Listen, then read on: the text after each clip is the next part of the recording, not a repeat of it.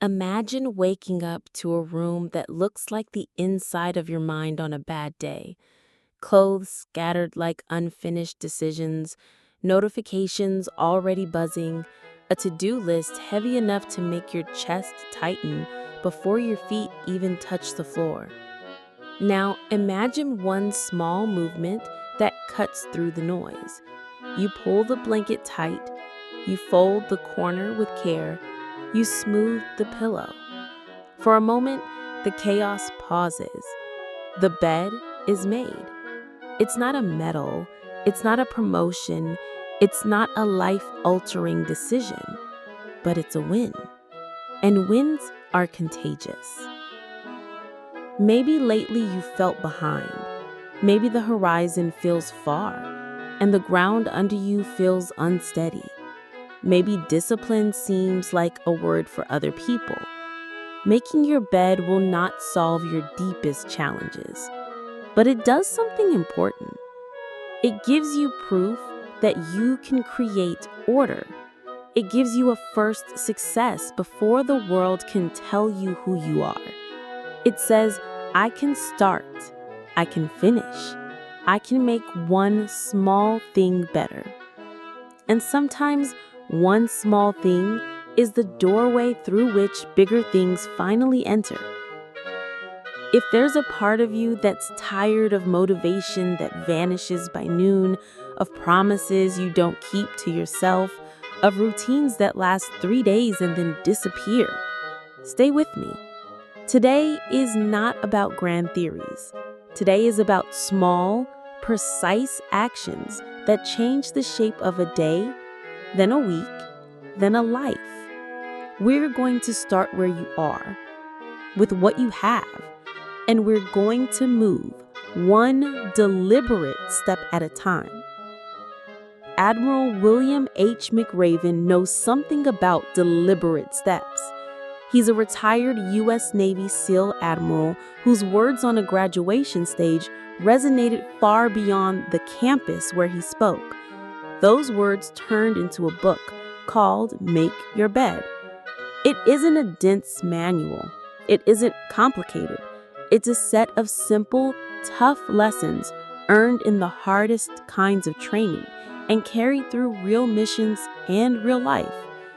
The power of the book isn't in fancy language. It's in clarity. It's in the way small acts don't just change your morning, they change your identity. Here's what you can expect to gain as we go together. Not just summaries of ideas, but a way to make them yours. We'll take each principle and talk about what it means in everyday terms, why it matters, and how to start now, not later. We'll deal with the real obstacles: fatigue, self-doubt, perfectionism, fear of looking foolish, resistance to help. We'll turn every principle into steps you can actually do before the day is over. You'll hear stories you can feel, not just remember. And you'll get questions that open doors inside your mind, simple prompts you can carry into your next decision. If you give this your full attention, you won't just learn a framework. You'll leave with a plan, a calmer center, and a quiet confidence that grows from doing what you said you would do. Not tomorrow, today. Let's begin. The first idea is simple. Start with the task completed. Make your bed. It's not about the bed. It's about what happens to you when you do it. When you make your bed, you tell your nervous system that order is possible. You give yourself a visual cue that you are a person who finishes things.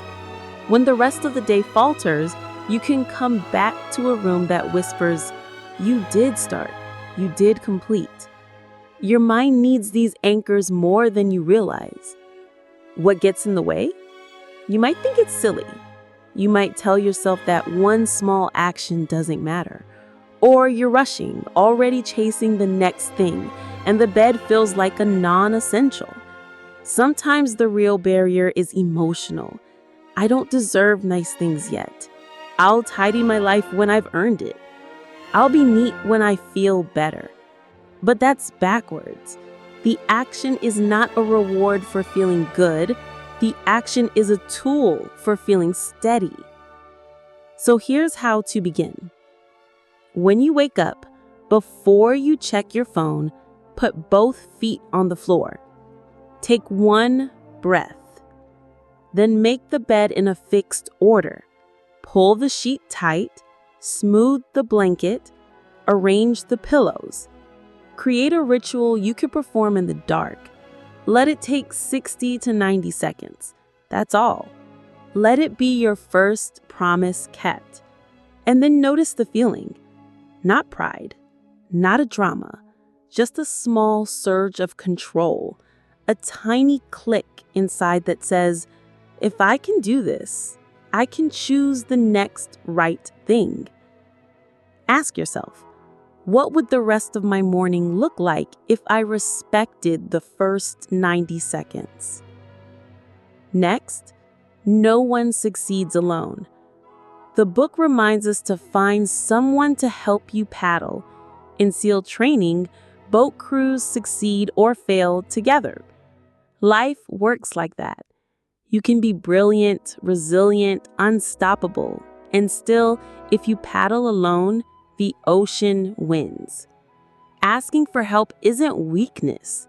It's intelligent strategy. Why does this matter? Because isolation distorts reality. When you're alone with your problems, they feel bigger than they are. Your rough day becomes a rough identity. Your temporary failure becomes a permanent label. With a teammate, perspective returns. Someone else can pace you when you're tired, correct your form, remind you who you are on the days you forget. A teammate can make the difference between quitting at 90% and finishing at 105. What gets in the way? Pride, fear of rejection, fear of burdening others. The story we tell ourselves that if we can't do it alone, our success doesn't count. Here's how to move past that. Choose one person and tell them exactly what you need.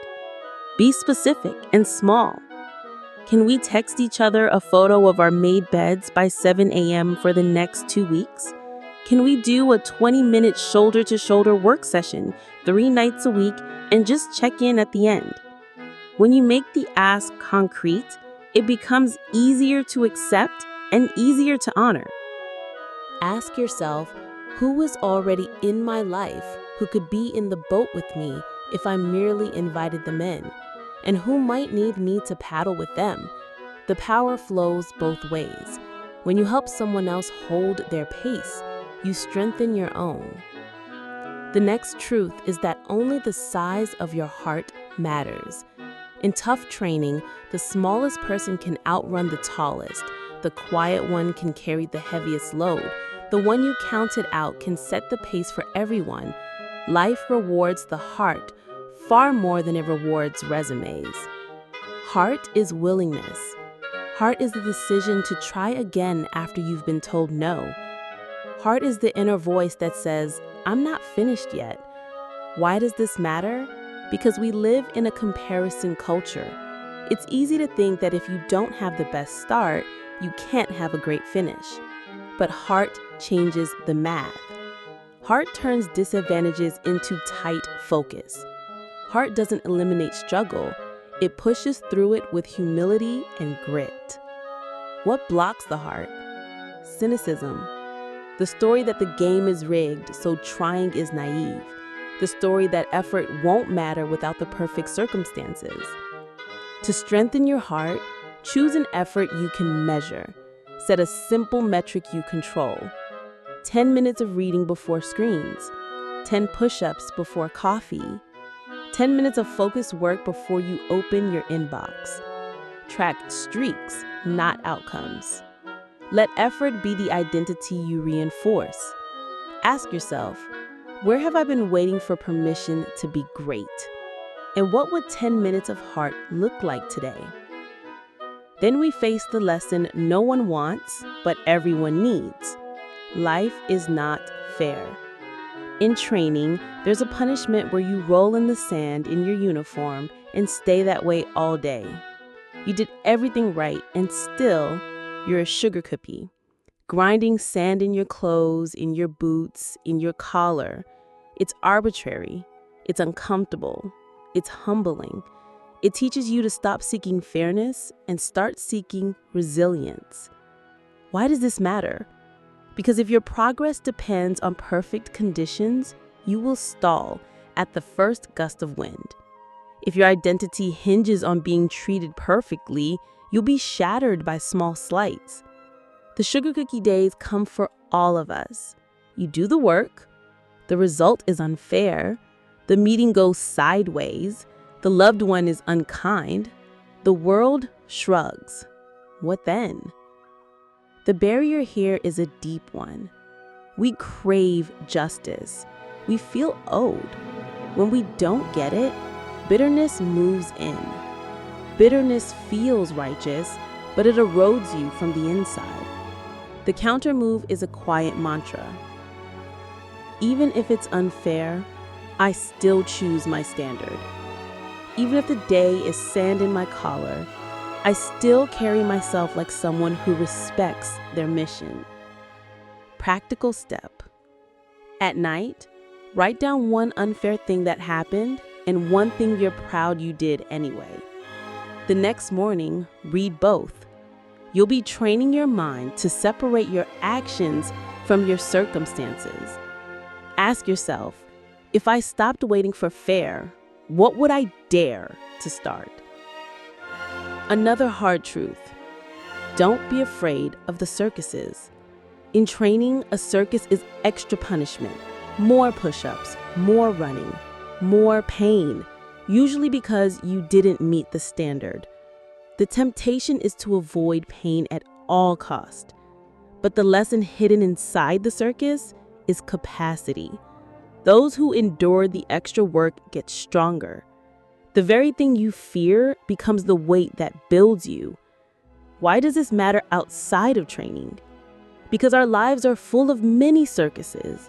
A project you fumbled, a habit you broke, a deadline you missed. You can hide from the extra effort, or you can use it to widen your limits. The barrier here is the story that discomfort is dangerous. But discomfort, chosen wisely and in the right measure, is medicine. Try this. Choose one weekly circus you take on voluntarily, a 10-minute cold walk, a 50-minute deep work sprint without distractions, a phone call you've been avoiding. Label it your circus set. Don't do it to punish yourself, do it to raise your ceiling. After you finish, write a single sentence. I didn't want to, and I did it anyway. Ask yourself, which version of me walks out of this circus, smaller and resentful, or stronger and a little surprised? Then there's the obstacle that demands risk. When you can, go head first. In training, there's an obstacle that people use to traverse cautiously. The record was broken by someone who chose to go head first instead of inching down. Sometimes the safe-looking approach is actually slower and more dangerous because you stay in the danger zone longer. In life, we often inch through decisions, holding on to every option, trickling out our courage. Why does this matter? Because many opportunities won't wait. The window opens, then it closes. Courage is not the absence of fear. Courage is disciplined movement while afraid. The barrier here is a loss aversion, the tendency to fear losses more than we value gains. To counter it, define small asymmetric bets. What's one move that, if it goes right, moves your life forward a lot, and if it goes wrong, costs you little? Send the email, share the demo, ask for the meeting. Try the first 10 reps. Head first doesn't mean reckless, it means decisive. A practical way to train this is the countdown decision. When you notice yourself ruminating, set a 2-minute timer and decide before it ends. If the decision is reversible and low stakes, act. If it's high stakes and irreversible, book a dedicated session to think and gather advice. But stop living in the gray space where nothing changes. Ask yourself, what 2-minute decision could unlock a week of progress? Then we face the lesson no one wants, but everyone needs. Don't be afraid of the circuses. In the water, fear magnifies. You can imagine shapes where there are none.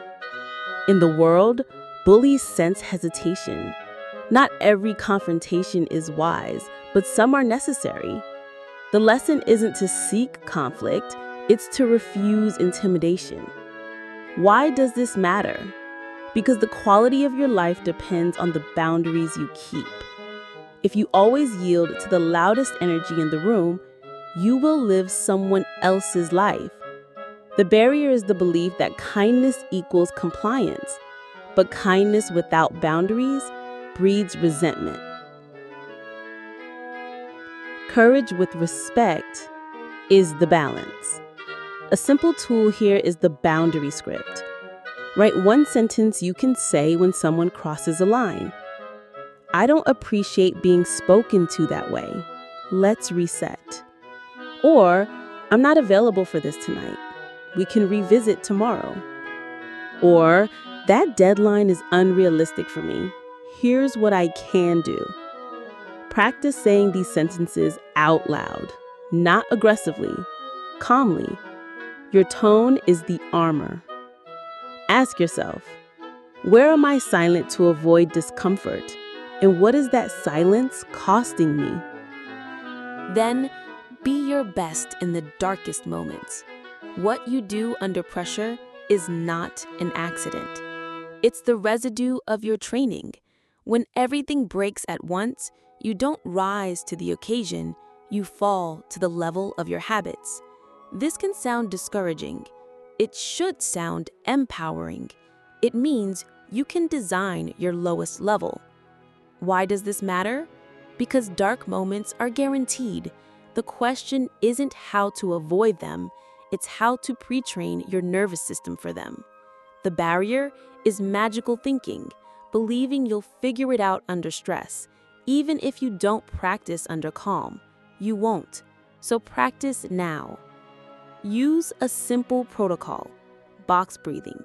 Inhale for 4, hold for 4, exhale for 4, hold for 4. Do 4 cycles before big conversations or challenging tasks. Make checklists for chaotic scenarios, not fancy ones. Just the essential steps that keep your mind on track when your emotions flare. Create a phrase that triggers your best self. Something like, calm is my superpower, or slow is smooth, smooth is fast. Ask yourself, in my last hard moment, what did I do well? What did I do poorly? What one small habit would raise my floor? When you're up to your neck in the mud, sing. In one of the toughest training nights, when exhaustion and cold grind men down to silence, one voice starts singing, then another. The conditions don't change, the people change. The song doesn't remove the mud, it reframes the moment. It says, we still have something no one can take, a sliver of spirit, a spark. Why does this matter? Because morale is not a luxury. Morale is energy management. Without it, good teams fracture. Without it, strong people give up. The barrier is the belief that joy must wait for perfect conditions. But joy is a discipline. Hope is a practice. Create your own song. It might be literal, music that lifts your state. It might be a ritual, sharing one good thing at dinner, even on bad days. It might be a text thread where you and a friend trade small wins. Make a habit of naming what is still good, still human, still worth loving. Ask yourself, what's my song when the mud rises? Who do I sing with? Finally, never ring the bell. In training, there's a bell you can ring to quit. It's always there. It offers relief. It says, stop hurting, stop trying. In life, the bell sits on every corner: the unfollow, the delete, the ghosting, the unkept promise. There are times to pivot, to rest, to change strategies. But there's a difference between conscious adjustment and the quiet quitting of your own potential. Why does this matter? Because your deepest work will try to escape you when it gets hard. Your mind will make very logical arguments for why you should stop. It will be called stopping self-care. Sometimes it is. Often it is not. The barrier is exhaustion. The counter is a commitment designed in advance. Set your no-quit rules now. For example, when I want to quit a good habit, I wait 72 hours before deciding. During that time, I reduce the habit to the smallest possible version, but I don't break the chain. If I want to quit a project, I first do one focused hour, then decide. If I want to abandon a relationship conversation, I take a break and return in 24 hours. And I tell someone I trust that I'm tempted to ring the bell. Ask yourself, what bell am I most likely to ring, and what promise can I make to my future self to keep my hand off the rope? Let's stitch these ideas into a day you can live. The alarm goes off. Feet on the floor. One breath. Make the bed in 90 seconds. You drink water. You do 10 body weight reps. You read for 10 minutes before screens. You send a photo of your made bed to your accountability partner. At lunch, you take a headfirst action that's been lingering. You send the pitch, you ask for feedback, you schedule the appointment you've avoided. In the afternoon, a circus arrives. A setback, a delay, a mistake. You don't spiral. You do your circus set, 10 minutes of focused recovery work. You write one sentence you'll be proud of. Evening comes with a sugar cookie moment, something unfair. You feel the sting. You write it down and write what you did despite it. You text one kind message to a friend, your small song. Before sleep, you list tomorrow's first 3 moves so morning you has a plan. It's not heroic, it's human, and it works. Maybe you're thinking, nice in theory, harder in reality. You're right. So here's a human-sized starting plan for the next 7 days.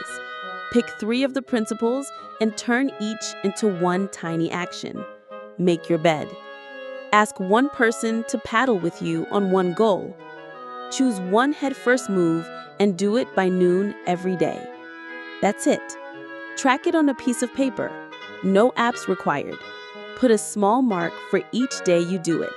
Watch your marks turn into momentum. On day 1, it'll feel like nothing. On day 3, you might want to quit.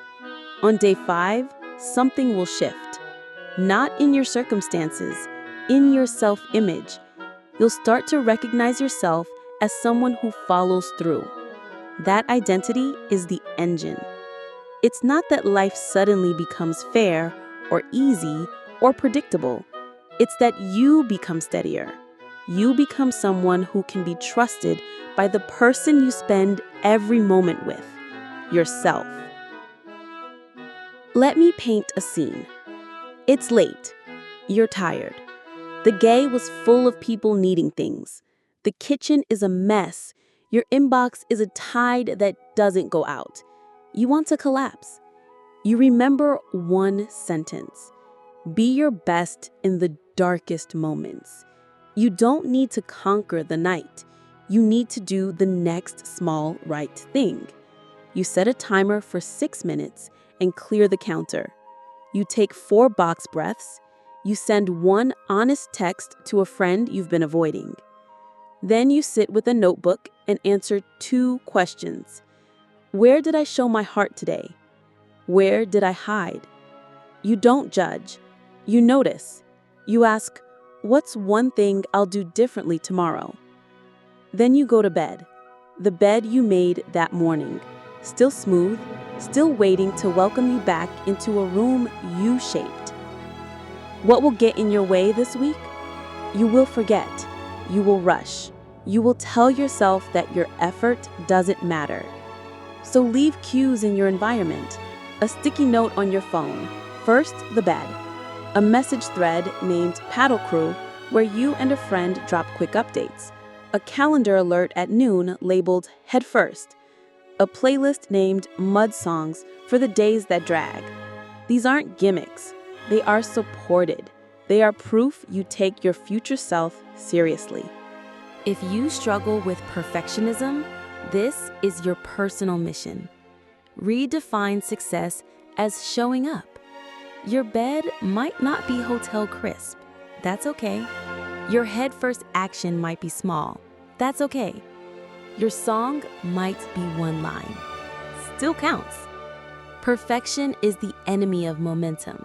Momentum is how ordinary people write extraordinary chapters. If you struggle with loneliness, let today be the day you extend one hand. Find someone to help you paddle, yes, and be someone who helps others paddle. Send a message to a person who's been quiet. Not a grand speech, just thinking of you.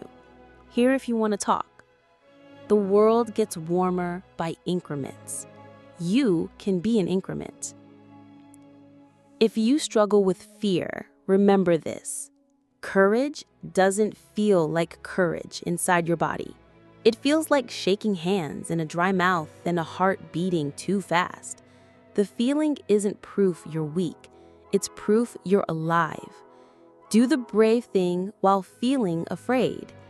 Fear is loud at the start line. It gets quieter when your feet move.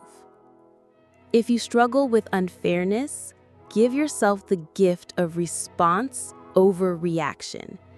Pause, name the thing that was unfair. Then ask, what is still within my control? Often, it's your effort, your tone, your next small step. Sometimes, it's your decision to leave a situation that disrespects you. Strength isn't staying in places that diminish you. Strength is refusing to let those places tell you your worth. If you struggle with quitting, don't make it harder than it needs to be. Put the bell out of reach, literally if you must. Uninstall the app that steals your mornings. Place your running shoes by the door. Put the book on your pillow so you have to pick it up before sleep. You're building a life where the easiest thing to do is the right thing. That is what discipline feels like when it's well designed. Not an iron will, but a smooth path. There's a reason this book has cut through so many lives. It doesn't ask you to become someone else. It asks you to be the steady version of who you already are. The one who keeps promises, the one who holds the line, the one who sings in the mud and helps others sing too. The one who knows that greatness isn't in the dramatic moments.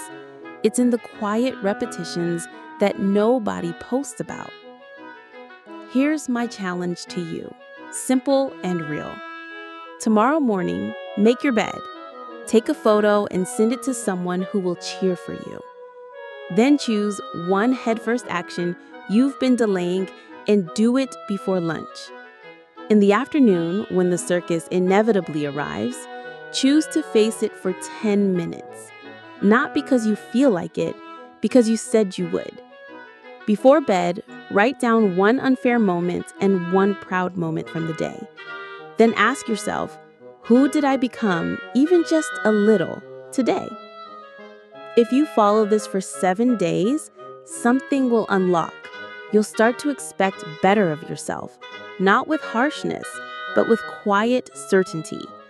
You'll stop bargaining with your lesser impulses and start negotiating for your higher ones.